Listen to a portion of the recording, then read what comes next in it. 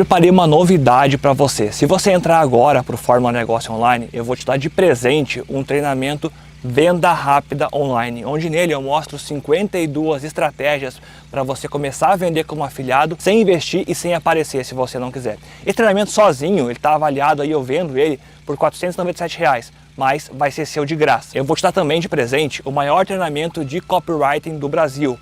Está avaliado hoje R$ 997, mas vai ser seu de graça. Além disso ainda, eu vou te dar junto todos os 14 bônus que já estão lá no Fórmula Negócio Online. Tem um valor incalculável, serão todos seus de graça. E ainda, todo o Fórmula Negócio Online atualizado e completo, com 7 dias de garantia. Você recebe tudo, se não gostar de alguma coisa, eu devolvo todo o seu dinheiro. Sem perguntar nada, acessa agora o Fórmula Negócio Online e faz a sua inscrição hoje. É só clicar aqui embaixo. Verbal Judo, The Gentle Art of Persuasion. George T. Thompson, Jerry B. Jenkins. Seja faixa preta em comunicação. Quase todo mundo já passou pela situação desconfortável de tentar comunicar alguma coisa, mas apesar dos esforços, ser incapaz de afirmar claramente o que quer dizer. E enquanto isso acontece, você sabe que seu interlocutor está ficando cada vez mais impaciente, ou até mesmo ofendido e irritado. Isso te faz perguntar o que você deveria fazer quando a comunicação dá errado e como seria possível desarmar a tensão e se expressar claramente. A resposta está em aprender um pouco de judô verbal, uma arte linguística que irá ajudá-lo a acabar com a falta de comunicação, bem como melhorar sua capacidade de se envolver em uma conversa significativa. Comunicar eficazmente em situações difíceis é uma forma de arte que pode ser estudada e aprendida. Imagine que você é um policial novato. São 2 da manhã e você acabou de ser enviado para acabar com uma briga doméstica em um bairro. Soa um pouco assustador, certo? Bem, o autor certa vez se encontrou exatamente nessa situação. Felizmente para ele, o seu parceiro, Bruce Fair, era um oficial experiente. Ele também foi o homem que deu ao autor sua primeira lição em judô verbal, a arte da comunicação, um processo que na verdade não tem regras fixas. Considere como o parceiro do autor lidou com o casal que estava gritando.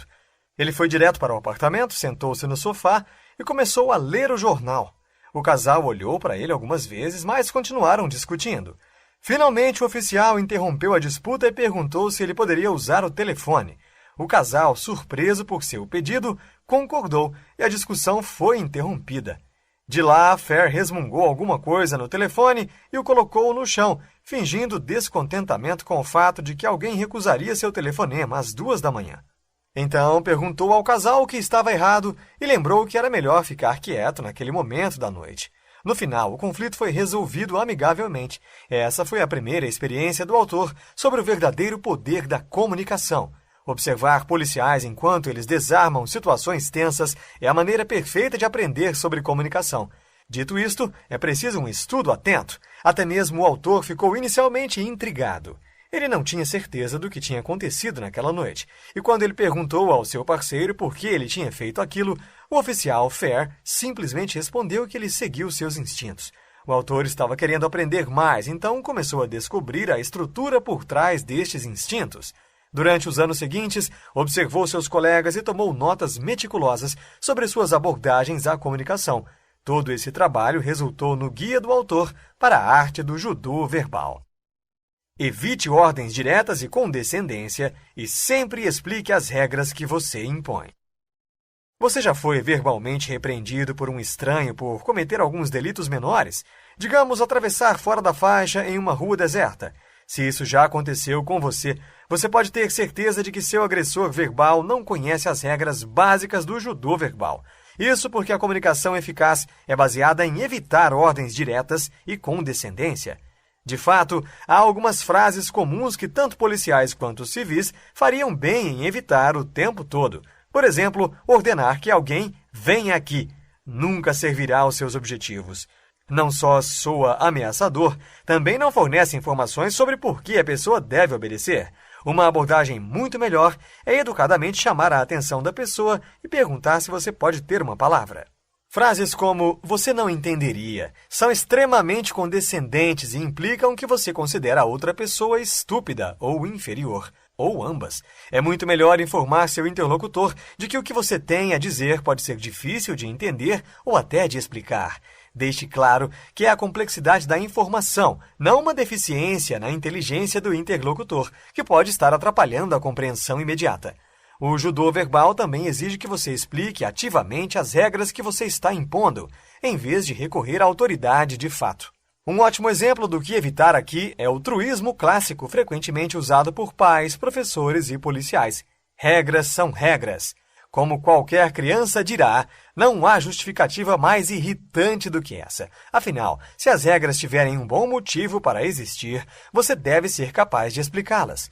Por exemplo, se você quer que seus filhos estejam na cama às 7 da noite, você poderia simplesmente dizer que essa é a regra, ou poderia explicar para eles que, se eles não dormirem o suficiente, ficarão mais cansados e maltrapilhos para irem à escola pela manhã.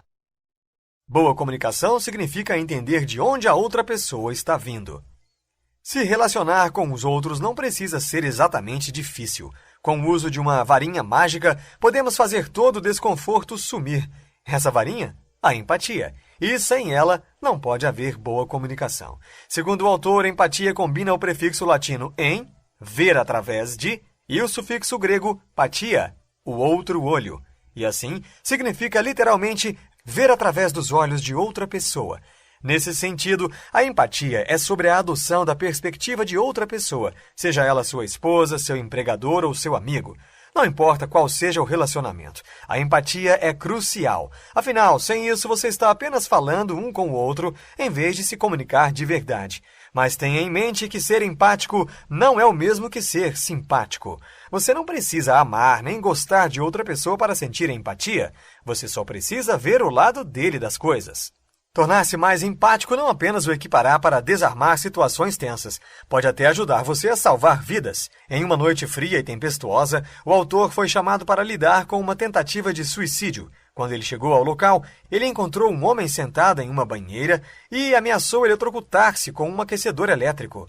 Em tais situações, a maioria das pessoas tentaria convencer a pessoa que sua vida é preciosa, que ele não deveria fazer isso. Mas isso estaria argumentando a partir da perspectiva de alguém a quem o suicídio parece irracional. É um argumento que não tem empatia. E assim o autor disse a ele como é horrível morrer eletrocutado, até mesmo exagerando a terribilidade. Ele então passou a listar um punhado de maneiras mais fáceis de cometer suicídio. Essa abordagem não ortodoxa conseguiu neutralizar a tensão e em breve o homem concordou em sair do banho.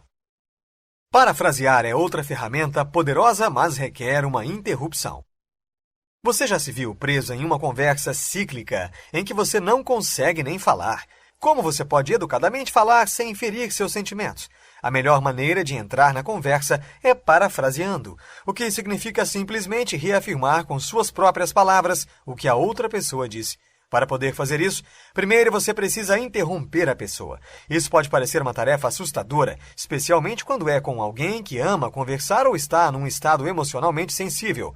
Não há maneira fácil de contornar isso. No entanto, você tem que reunir coragem e entrar lá. Certifique-se de mantê-lo neutro. Evite qualquer interrupção crítica, como um pedido irritado para a pessoa calar a boca ou se acalmar. Em vez disso, use uma exclamação de uma palavra como "Uau!" ou "Escute". Qualquer palavra que você escolher, diga em voz neutra e faça com que seu parceiro de conversa pare. Quando fizer isto, você terá sua abertura para parafrasear. Essa oportunidade é enorme, pois a paráfrase é uma das armas mais poderosas do seu arsenal de judô verbal. Afinal, é incrivelmente empático. Comunica que você já ouviu o que a outra pessoa disse e que está tentando entender. Para começar esse processo, basta dizer que você quer ter certeza de que entendeu corretamente. Fazê-lo imediatamente sinaliza que você se importa e está escutando. Depois de fazer isso, a outra pessoa vai ouvir você. Você estará no controle e poderá usar sua nova posição para esclarecer o que a outra pessoa está tentando comunicar. Digamos que seu parceiro o acuse de sempre chegar tarde em casa.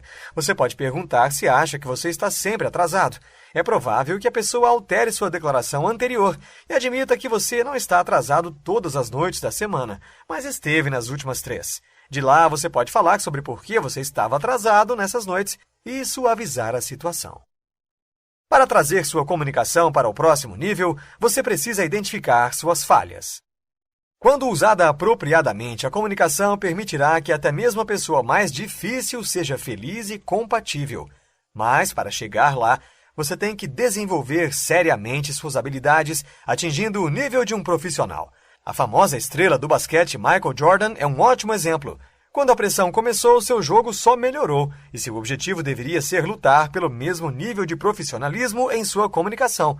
Há apenas uma maneira de fazer isso. Você precisa nomear e definir suas falhas de comunicação. Vamos chamar essas deficiências de seus inimigos internos. O autor descobriu cedo que odiava quando as pessoas desafiavam sua autoridade. Esse fato era seu inimigo interno. Não foi fácil superar. De tempos em tempos, ele prendia alguém que, ao invés de ir docilmente à estação, começava a listar todos os seus contatos influentes, insultando o autor e dizendo como, mais cedo ou mais tarde, ele seria libertado da prisão ou do cárcere. Tais interações trouxeram um lado agressivo e imprudente no autor, que não queria nada mais do que gritar: "Você quer apostar?" Como resultado, muitas vezes ficou zangado com as pessoas sob sua custódia, e isso o levou a errar. Então ele nomeou seu inimigo interno como a voz do "quero apostar". Simplesmente nomeando-o, ele teve mais facilidade em identificar quando levantou a cabeça. Isso tornou mais fácil recuar, permanecer calmo e evitar atacar. O que você diz importa tanto quanto como você diz. Às vezes, as pessoas falam com propósitos contraditórios e podem falar duas línguas diferentes. Portanto, não é de admirar que no campo da comunicação a palavra tradução denote a capacidade de escolher as palavras certas para comunicar exatamente o que você quer. Essa habilidade é essencial, pois no decorrer da conversa do dia a dia, mal-entendidos geralmente ocorrem devido a um uso impreciso da linguagem. A tradução esforça-se para transmitir seus pensamentos precisos, via linguagem, para a mente da outra pessoa. Mas, para traduzir seus pensamentos em palavras, primeiro você precisa saber exatamente o que deseja comunicar. Por exemplo, talvez você queira se desculpar ao seu parceiro por ter esquecido seu aniversário. A partir disso, você precisa decidir as palavras exatas que deseja usar. Afinal, há milhões de maneiras de pedir desculpas, algumas eficazes, outras não. Uma vez que você tenha seu conteúdo e sua redação, você pode fazer sua declaração e interpretar sua recepção. Se o seu parceiro simplesmente encolhe os ombros e se afasta, sua mensagem provavelmente não foi agradável. Uma tradução verdadeiramente eficaz requer a adaptação de suas palavras a um público específico. Se a comunicação eficaz for sua meta, você não poderá estar no piloto automático. Deve personalizar seu discurso para todas as pessoas. Por exemplo, se você é um policial em uma cidade, precisa ter um tom específico para cada tipo de pessoa que encontrar. Você não quer falar com uma mulher idosa no mesmo tom que você usaria com um rapaz dos subúrbios. Uma boa regra é não desrespeitar ninguém e adequar o tom com todos. Os pais geralmente têm uma maneira diferente de falar com cada um de seus filhos. Isso porque sabem que cada criança tem um caráter único e responderá a diferentes abordagens comunicativas. Sem surpresa, o mesmo vale para todos os demais. A mediação pode neutralizar situações estressantes e perigosas. Para ensinar uma criança a atravessar uma estrada com segurança, você precisará levá-la a um cruzamento para que possa observar o que está acontecendo. Ficará claro para ela que os carros se movem para frente e para trás, alguns indo em uma direção e outros na outra, e que ocasionalmente param. No entanto, ela pode não entender por que eles param até que você aponte os semáforos, explicando que verde significa ir e vermelho significa parar. Ao apontar esse detalhe, você age como um mediador, permitindo que a criança reconheça algo novo. Curiosamente, é uma habilidade fundamental para o trabalho da polícia. A mediação pode evitar que policiais entrem em situações terríveis. Afinal, os policiais geralmente interagem com pessoas que perderam todo o senso de perspectiva. Por exemplo, uma vez que ele completou seu treinamento policial e passou alguns meses no cargo, o autor foi chamado para lidar com um homem causando uma comoção em um bar. Quando chegou ao local, encontrou o homem enorme em um beco, brandindo uma garrafa de uísque quebrada e avançando agressivamente sobre ele. O autor começou afirmando as queixas que haviam sido apresentadas contra o homem e pedindo que ele fosse à estação. Sem surpresa, o cara não respondeu. Ele era muito maior que o autor e não via motivo para obedecer. Então, o autor tentou alguma mediação. Perguntou ao homem o que ele planejava fazer. Ele estava planejando cortá-lo com a garrafa? O autor explicou então que, no momento, ele só estava sendo acusado de uma contravenção, apenas uma noite na cadeia. No entanto, se ele tentasse agredir um oficial, ele estaria enfrentando um crime, uma situação muito mais séria. A disposição dos fatos está no cerne da mediação. Ao tornar a situação mais clara para o homem no beco, o autor desarmou a situação e o homem jogou fora a garrafa e se permitiu ser levado sob custódia. As disputas domésticas são inevitáveis, mas podem ser direcionadas para fins produtivos. Uma vida de harmonia e intimidade é o material dos sonhos de todos os casais, mas a vida real tende a ser bem diferente. Os relacionamentos são duros e as brigas internas inevitavelmente surgem. Um dos amigos do autor se casou com uma mulher que tinha 4 filhos do relacionamento anterior. 2 meses depois do casamento, ele ainda estava gostando do brilho da lua de mel. Tudo parecia perfeito. Algum tempo passou e depois que ele voltou de um dia duro no trabalho, sua esposa o atacou do nada, acusando-o de intencionalmente minar sua autoridade com as crianças quando ele chegava em casa do trabalho todas as noites. O amigo reagiu como você esperaria que qualquer marido cego e surpreso reagisse. Primeiro sentiu um choque, seguido por raiva e irritação, e assim começou uma noite contenciosa. Mas isso poderia ter sido evitado. De fato, as disputas domésticas podem até ser usadas para fins produtivos, quando tratadas apropriadamente. Primeiro, interrompa com uma frase breve e empática como "Uau! Espere um segundo, eu só preciso ter certeza de que estou entendendo bem." Então, use essa abertura para parafrasear as palavras do seu parceiro. Neste caso, você pode perguntar se o seu parceiro realmente acha que você enfraquece todas as noites e se ela realmente acha que você faz isso intencionalmente. Isso deve embotar a acusação do seu parceiro e dar a você a chance de discutir o que pode ser mudado. Se você se envolver em conflitos dessa maneira, estará realmente abrindo uma oportunidade para seu parceiro ver seu amor e compromisso. E se seu parceiro perceber isso, você será reembolsado 100 vezes. Afirmar autoridade e fazer-se ouvir não requer uma abordagem agressiva. De fato, sua comunicação será muito mais eficaz se você usar o judô verbal. Isso significa evitar condescendência, ter empatia com seu interlocutor, parafrasear e mediar quando necessário. Também requer estar disposto a identificar e trabalhar em suas fraquezas comunicativas. Quando você conseguir fazer essas coisas, estará pronto para se comunicar bem em qualquer situação.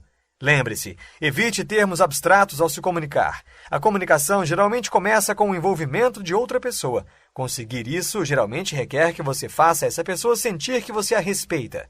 Existem algumas maneiras de comunicar isso.